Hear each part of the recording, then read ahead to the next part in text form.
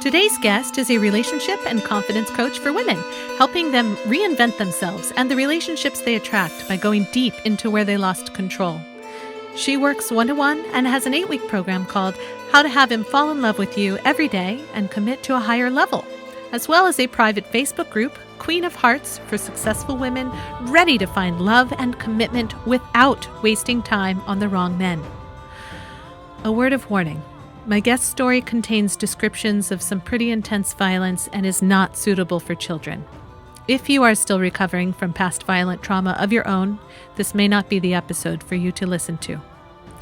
I will also tell you that my own takeaway from this conversation is one of inspiration, resilience, and deep internal strength. Let's get to it. My guest is Nadine Montaghami. I'm Aden Nepom, and this is the Changed Podcast.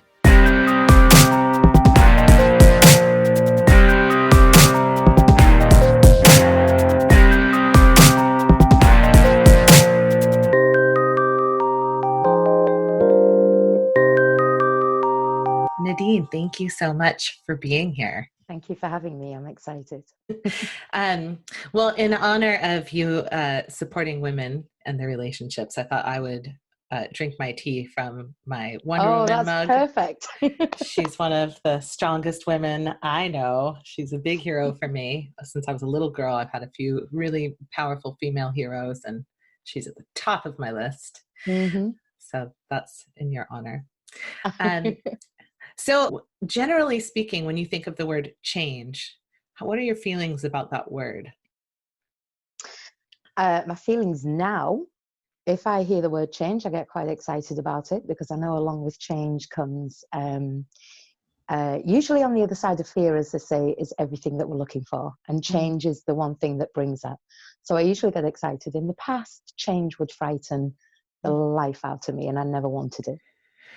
I love the way you phrased that. On the other side of fear is, will you say that again, please? On the other side of fear is everything that you're looking for. Oh, that's great. I really love that. That's excellent. So now you're of the mindset where you're like, yes, change is exciting, is good, Absolutely. brings good things. Mm-hmm. But there was a time in your life where that was definitely not the case. No. And I was having a conversation with a colleague recently, and he was like, what are you talking about when you're talking about change? Do you mean like changing the furniture in the house? Or do you mean changing your hairstyle? Do you mean making big sweeping career changes? And I said, yes. When you think of change, do you think of like the things that come to mind? Do you think of big changes or small changes first? I think big changes. When I think about change, it's usually a big change because the small changes are things that I do almost on a daily basis. Yeah. Well, you're helping women make big changes in their own lives, yeah? Can you tell us a little bit about that? Yeah, so I started off with my confidence coaching and relationship coaching probably about 5 years ago, I think now, after I'd worked on myself. Mm-hmm. So through the confidence and the relationships, people get stuck at a position where maybe something from the past hinders them from finding the person that they're supposed to be with, and they keep holding on to the same cycles, and the same cycles are not getting them to where they need to be. So along with confidence comes the ability to push through fear to end up at the end result, which is to be in better relationships, no matter what those relationships are. That sounds amazing. I could have really used your assistance in my 20s. I probably wouldn't have been able to help you then because I'll have been around about the same age and I was no good. I do find that people really get attached to certain patterns of behavior, thoughts, feelings, all those patterns. They're just not helpful, but we stick with them because they're familiar.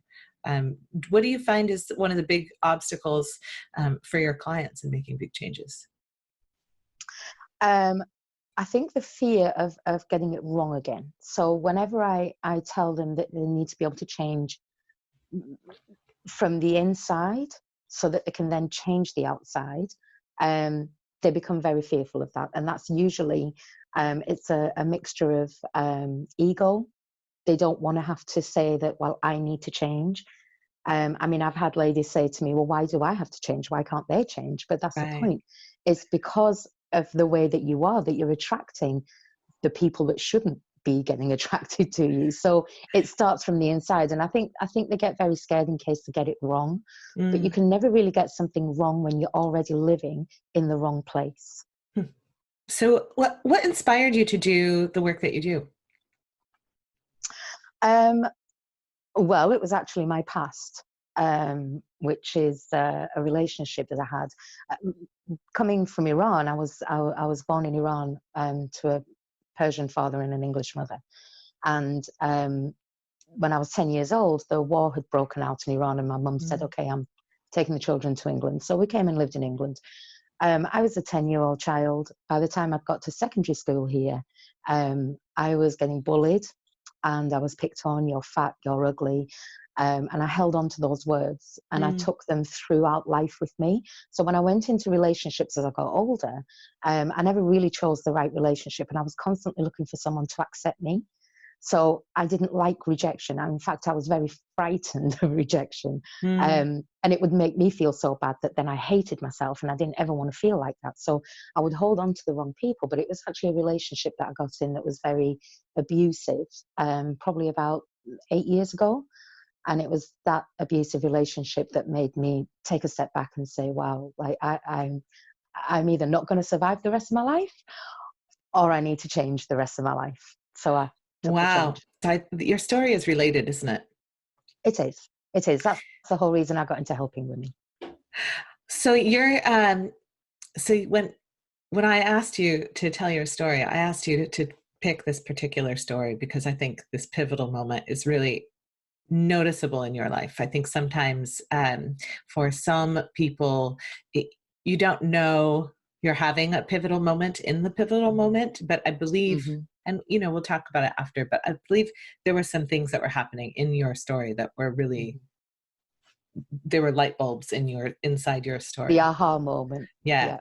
But for some people, they'll look back and they're like, I know when it all changed. I can tell, I remember that fork in the road. Now that I've taken the fork, I can look back and see it. It's not always that obvious for some, as it is here. So I think let's go ahead, and I would love for you, if you're ready, to share this pivotal moment of change story. Like I said, 8 years ago, I had met a guy on the internet, actually through a website, and he had started talking to me. He had no photographs on there, and when I questioned him about the photographs, he said that he would send me one, but he sent me a photograph that was very dark and I really couldn't see anything. But we carried on having a conversation, and he would ask me more and more questions about what I was looking for, the type of man that I wanted, and I was quite open and I gave it on. He then, over a period of time before we met, he would message me over and over with all the things that he knew I was looking for. So it was very easy because I was projecting this needy kind of woman that he was able to kind of like coax me into meeting him. So I did. I came to London. I lived in a different town then, so it was about 300 miles away. So I came to London and I met him. And although he wasn't really my type, I thought his personality and who he was amazing. He would say all the right things, do all the right things. So we met, and eventually we got into a relationship. He came up to my hometown, which was Barrow-in-Furness. He came up there, and he would come up there regularly and stay. And he was there one weekend, and my children were at their father's house. So he came and stayed this one weekend. But during that weekend, he was drinking, and he was smoking, and he was just getting more and more drunk. And I'd noticed that as he got more drunk, and he was texting his ex-girlfriend, I believe. And I questioned him about it, and he said that it was about his daughter. And then he threw a plate for no reason. He just threw a plate across the room, and he told me to shut up and get out of his face. So instead of me saying, no, wait a minute, you're in my house, you need to leave now, I just stepped back and I just froze and went into like this little mouse of a woman. So I started to pick everything up and I said to him, it's okay, it's fine. And I was backing down to him constantly. On the inside of me, I knew that there was something there in my head that kept saying, why are you doing this? But I was very scared of what reaction I might get as well. Plus, I didn't want him to walk out and then that was it, another failed relationship. So a couple of days later, he then got angry again and he was drinking and he was texting, and I had a dog at the time, and he picked up my dog. She was only small. He picked up my dog, came into the lounge where I was sitting. He was in the kitchen and he said he was going to cut her ears off. No. So I know. So you can imagine, this is, she was a part of my family. So I grabbed my dog really quickly and I just held her and I said 7 words. And those 7 words are the things that changed my life basically forever. And I said to him, why are you being such a bastard? And I don't know what made him flip in his head, but he grabbed the dog, threw her on the side, grabbed me by my hair, and he dragged me to the front door, locked the front door, and then started to drag me up the stairs with my hair. So he's got my hair like this, he's dragging me up the stairs. He got me into my bedroom. He took the phones, he locked the bedroom, he locked all the doors and everything in the house. He had a knife with him. So he pushed me down on the bed and he started to just rip off whatever clothes I was wearing, my t-shirts, and I think I had pajamas on actually, and he ripped everything off. Oh, and Nadine. My heart was pounding, thinking I don't actually know what he's going to do. Like I was crying, stop, why are you doing this? His eyes just seemed to go like red, like he was so angry. He then held the knife up against my face, and he said to me that he was going to burn my house down, but he was going to cut my eyelids off first so that I could watch it happen. Oh my God. He didn't, so it's okay. Well, you look like you have your eyelids. It's just terrifying. I still have them. So he wore me down in the beginning by the whole fear. Like I didn't even know what he was going to do. This man was going crazy, and he basically, that lasted for 8 hours. But during that 8 hours, he repeatedly punched me over and over, and he kept saying, "Do you know what a bastard is? A bastard is someone that doesn't have a dad. I had a dad." And listen, whatever issues he was going through, he took them out on me that night, and he beat me just constantly. Didn't touch my face. Now, the reason why I know he didn't touch my face was because it was all calculated in his head. He knew what he was going to do. Had he have touched my face, people would have seen it, and that would have just backfired on him. So he didn't. So it was my entire body. But I was black and blue, and he was lighting up cigarettes, and he kept putting them out on my body. He was just putting cigarettes out. So I was screaming, crying. I was trying to punch him back. But although he was a very slender build, he was a cage fighter. So he had me on a lockdown on the bed where I couldn't actually move. And then he put his knees over my arms so that I couldn't even punch him anymore. He carried on burning me with cigarettes, and we heard a beep outside the house. And then I heard a knock at the door. And I was thinking, okay, this is like, he's going to stop. So he made me open my bedroom window, and he had the knife against me at the back of me. And he said, "You tell her to go away." And it was actually my friend who had come to see if I was in. So she's shouting from her car, "Why are you not opening the door?" And I said, no, I'm tired. I'm going to go to sleep. And I'm looking at her like do something. And I can't say the words because, he had a knife right up against my back. So she got a little bit confused, didn't really know what was going on. And she said, okay, fine. So she got in the car and she drove off. The funny thing is that I lived next door, but 1 to 2 police officers as well. So I lived in an area where I could have been protected, but nobody knew. So he then shut the window, and he said that if anyone comes back again, or if she comes back, or if the police come, then he is going to stab me and I will die. So I kept my mouth shut. Then he carried on hitting me and hitting me, kept telling me I was ugly. He was going to cut my belly off. He was going to cut into my face to cut the ugly out of me. And the more he went on, the more powerful he seemed to get. The more powerful he got, the happier he seemed to get. So he started laughing while he was doing it. And then he held my right eye open and he put a cigarette out in my right eye. I have no idea how I'm not blind, but I'm not blind. But he put a cigarette out in my right eye. So my eye was, it didn't swell up, but it was completely full of water. I mean, it was burnt. You know, he'd taken that top layer off. So he then, I begged him to stop. I was begging him. And then I gave up. I completely gave up. I just laid there and I thought, if you're going to do it, just do it. It was 8 hours of just being constantly hit, beaten, slapped, burnt with cigarettes. You know, I had a knife. He put the knife up against my neck and just pierced in slightly. Didn't actually go in, but pierced in, which I really did think he was going to definitely kill me then. So he, and then after 8 hours, his phone rang. And that was the end of it. Whoever it was on the other side of the phone said to him, because I heard, because he was on top of me, and he said, I'm going to kill this bitch.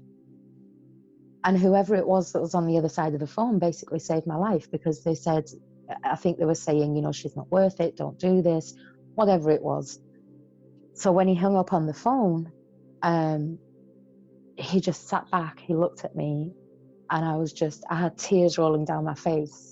And I was just lying there covered in blood and burns and, you know, and I was aching, like my entire body was so, I was just limp. And he said, well, you know, I love you because I didn't kill you. Gross. And it was in that moment, right there that I realized I actually had more power than he ever did. What happened was he needed me. He needed to feed off me. He needed his validation as a man, or whatever you want to call it. He needed to be able to feed off me. So for every punch and for every laugh that he gave, and that was what he needed. He was feeding off me. But I actually never needed him, not for anything.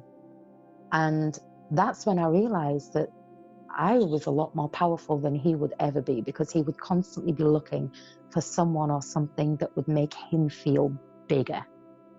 And I never needed that. And that was the moment I had the aha moment, while I'm lying on my bed, bloody and bruised and battered and burned. And that was the moment that I just thought, I've got more power than I actually knew. I mean, he's left me with a lot of scars. He burst a lot of blood vessels in my legs, which have now rose to the surface, and you can't really get rid of them. So there's a reminder, but I think because I realized in that aha moment that I had to do something about this, and I had to go and find a way of becoming the woman that I should have been, I've just got to the point where I actually don't look at them and feel anything anymore. Wow. Thank you for sharing that. I have a couple of questions. Did you ever press charges, or was he ever arrested? Do you know what happened to him? So, although I got to that aha moment and I knew that was very powerful, I was also a mother, and I didn't want my children being afraid of being in the house, or me being in the house, or possibly meeting anyone else. So I did go next door but one to 2 police officers, and I did tell her, and she said to me if I didn't want to press charges, because she wanted me to, but I said I don't want my children to know.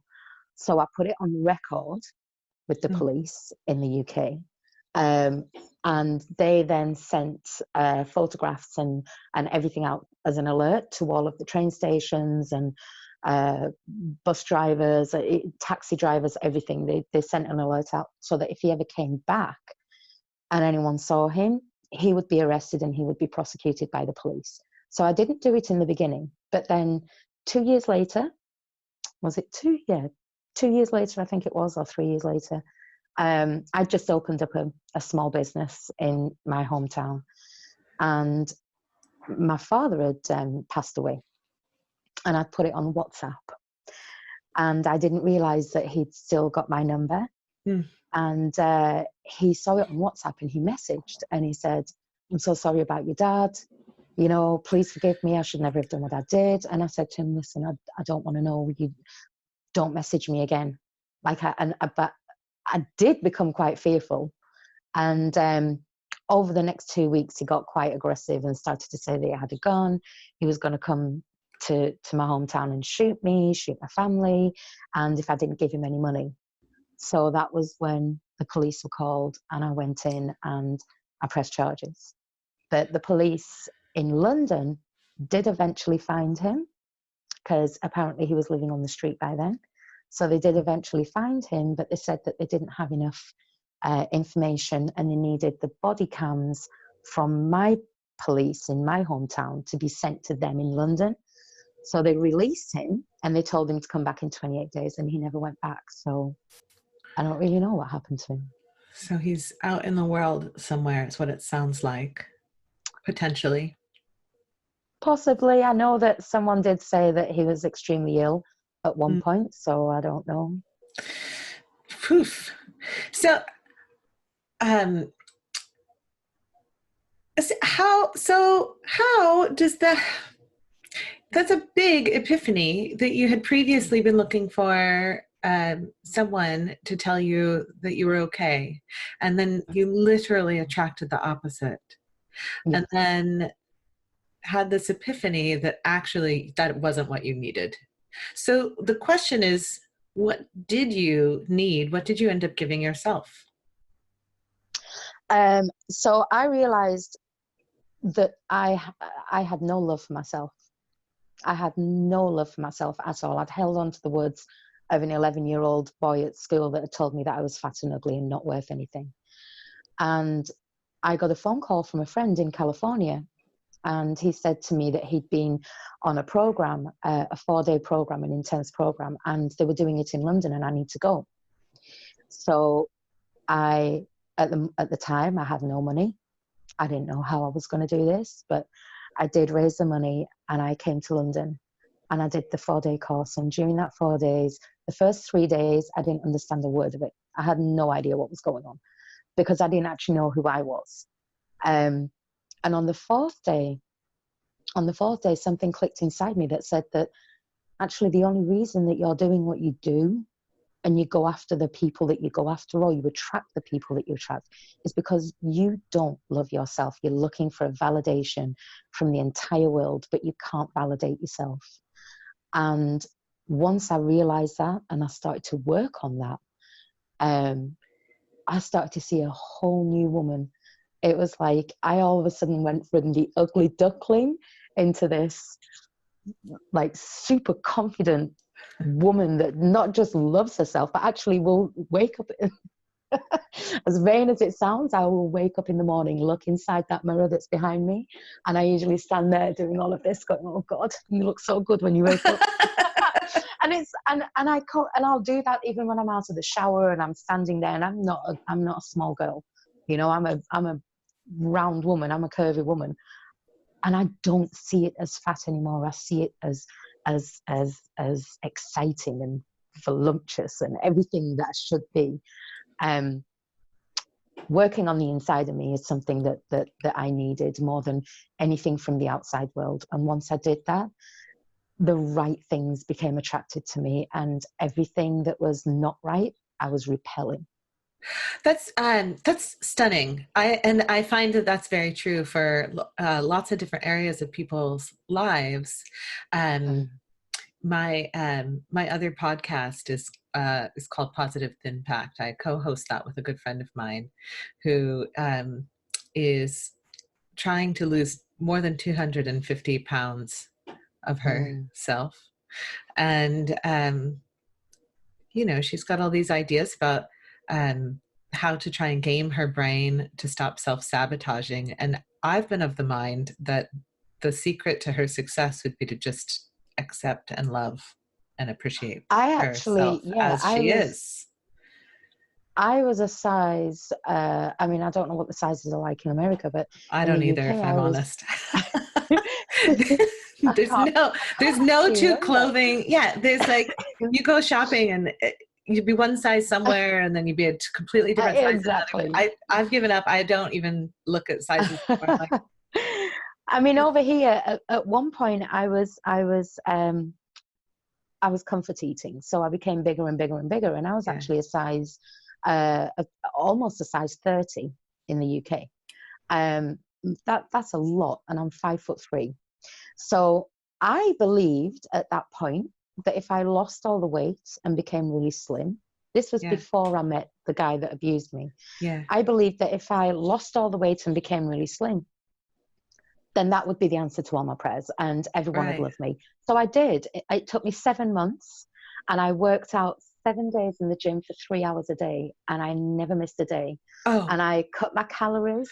It was ridiculous. I cut my calories so far down, but I dropped, I don't know what it is in pounds, but it was nearly 11 stone. And I dropped from a size almost 30 to a size 14 in 7 months. And I looked amazing. But I kept going out. I had all of this, what I thought was a newfound confidence, but it was a fake confidence. And I would go out and I'd still stand there and I'd be, you know, looking around. Am I accepted? Do I look okay? I was constantly looking in the mirror going, oh my God, I think I'm going to have to go and do an extra hour in the gym tomorrow. I was weighing myself constantly and I believed that my confidence was there, but actually it wasn't. I was still looking for validation, and validation from the outside world is not needed. Now, like I say, I've put the weight on. I actually prefer the way that I look, you know? Yeah, I have this theory that there is no such thing as external validation. Not really, because not that people don't say validating things or feel validating feelings about you, but that if you don't have some sense of inner peace, love, and acceptance with yourself, that you won't ever be able to hear those things anyway. So if somebody tells you they love and appreciate you, you don't believe them. So that's my personal belief, that you've got to have that inner validation to get external validation. But by the time you have that inner validation, you don't need the external validation. You don't care about the external. Exactly. It's you don't just care. icing. Yeah. Exactly. That's been my theory. Do you work solely with women around relationship stuff, or do you also work in terms of confidence coaching around some of these other things, around body acceptance, or yes? So I do facial symmetry acceptance. Exactly. I'm telling you, men do this too, but I guess being a human, not on a bigger basis. Yeah. Being a human being on the planet, there's so many things to nitpick about oneself that you could just spend all day doing it. It seems like have you actually ever seen a face that's very, very symmetrical, the same as one side on the other? I only I read a study a few years ago that was like, this is this desirable thing. It's why supermodels are so successful, is they are the closest to symmetrical. But if you actually take and flip one side of a face and put it on the other side of the face, it's super disturbing. It's really bad. It's awful. So I would not want to be symmetrical. I quite like having this, Yeah, right. But yeah, no, I do. I work relationships are my speciality. Confidence is the main thing that goes with the relationships and everything else. So anything from self-image to self-love, whether or not you want to get more confident in your abilities so that you can then go for a better career, or you want to climb the corporate ladder, whatever it is. So confidence as a whole is what I work with, but it is women that do it with. That's lovely. Well, so you had this big, profound change, but I imagine there've been other smaller changes as you've gone along the way. Yeah. Do you have any sense of what might be next? Like, what might be the next change on the horizon for you? The next change on the horizon, I think, as I'm becoming more evolved in myself and more involved with other women, I think the changes that are going to happen are that I'm going to start traveling the world and being up on a stage. I want that kind of change where it's not necessarily a change.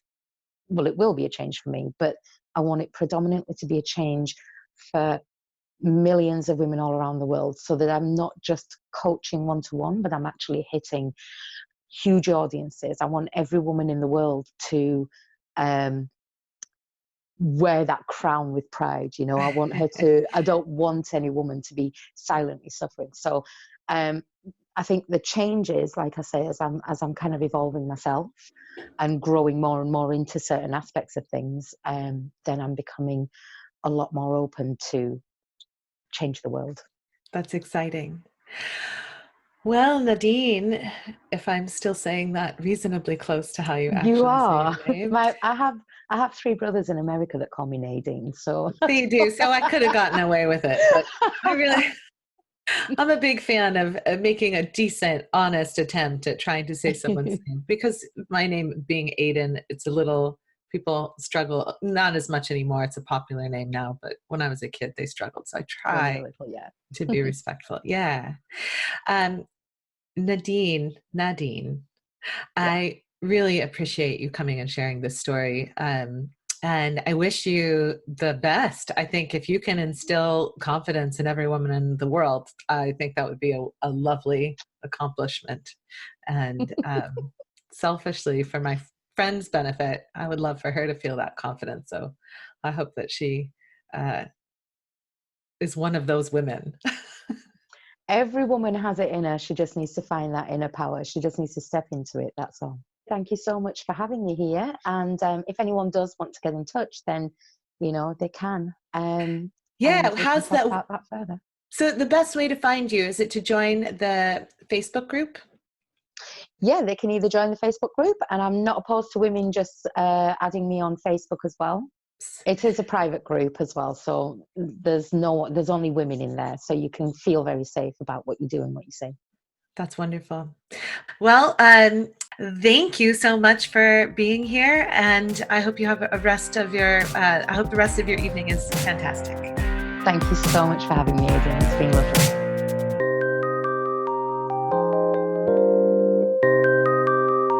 It seems to me that for a lot of folks, self-love and appreciation is harder to find than self-deprecation. What is it about the human experience that causes us to inflict so much pain and suffering on ourselves? I wonder if it's about some twisted sense of self-preservation, an attempt to mitigate disappointment or pain when the external appreciation we so seek seems to not be there for us. Perhaps bullying ourselves is a way of trying to control the narrative by saying, "You can't reject me because I've already rejected myself."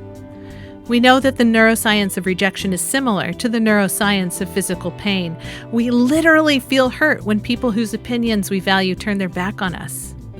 Psychologists theorize that early in our evolution, being ostracized by a community meant certain death. So, of course, we watch for and seek approval externally from those we interact with on a daily basis. We're wired to look to the community for that. But it's ourselves that we interact with most of all. And if we can't accept and love ourselves, how can we expect others to do so? I've often said to people I care about who are in a dark place of self-flagellation, you wouldn't allow someone to talk to your loved ones like that. I love you, and you don't deserve to be talked to like that either. Nadine's story is shocking. Nobody in the world deserves that kind of wake-up call. I don't care how low your self-esteem is, my God. Nor, if you have experienced that kind of trauma, is it fair to say that you manifested that kind of horror in your life. My takeaway from this conversation, however, is how very important it is to do the work to build the relationship with yourself that you crave. Besides, nobody knows better the kind of loving and encouraging words that you need from moment to moment better than you do. while it's true that there are billions of people out there, some of them more accomplished than you, some less, some who fit the standard of physical beauty put forth by the media more than you, and some less, you, and this will come as no surprise to you, you are the only you know, and that means that you are poised to make the greatest difference in your life. I will leave you with this quote from Coco Chanel: "Beauty begins the moment you decide to be yourself." If you would like to connect with Nadine Montaghami, you can reach out to her on Facebook and request to join her private Facebook group, Queen of Hearts, for successful women ready to find love and commitment without wasting time on the wrong men. Visit us anytime, www.thechangedpodcast.com. And please be sure to like, subscribe, and rate this podcast wherever you're enjoying this content. If you like this episode, please share it with a friend. Thank you for listening. I'm Aden Nepom, and I wish you the kind of moments in life that you're excited to tell stories about.